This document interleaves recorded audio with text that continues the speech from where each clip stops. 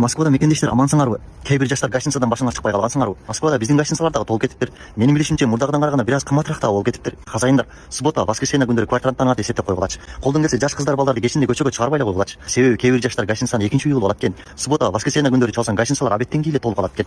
Жаштардын жарымы эле гостиницада жашап калдыңарбы? Иштеп тапкан акчаңардын жарымын эле ошол жака коротуп салдыңарбы? Делта, Гамма деген гостиницаны жакшы билгендер бар. Ал жака өзүнүн үйүнө киргендей эле семьяга киргендер бар. Семейныйлар гостиницага кирсе жарашат. Аларды баардыгы туура көз караш менен карашат. Семейныйлар көпчүлүктө бир аз ыңгайсыз болушат. Ошон үчүн алар эс алган гостиницага барышат. А мына бойдокторго эмне эле болуп баратат билбей калды. Родной, чынын айтчы, кыздар менен хатага баргансыңбы? Барганга жараша арасынан бирөөсүнө үйлөнүп алгансыңбы? Эми эркекчилик деп мен деле түшүнүп кое берем. Кааласаңар бул сөздөрдү айтпай деле кое берем. Айтпайын десем башкача болуп баратат. Биздин жашоо оруч тарткандай эле болуп баратат. Кээ бир такси досторума таң калам. Эгер мен таксиде иштей турган болсом, бирөө минген машинаны эмес, өзүм башка жаңы алам. Себеби кээ бир таксилердин машинасы гостиница эле болуп калды го. Биз билбегенибиз менен ал жака далай кыздарды салды го. Бечара машина же бирөөгө барып айта албаса, же водительди таштап коюп өзү жалгыз аркага кайта албаса, ушундай акылдуу сөздөр мага кайсыл жактан эле келип жатат. Менин оюмча сен айтпасаң эч ким айтпайт деп Кудайым бир эле мага берип жатат.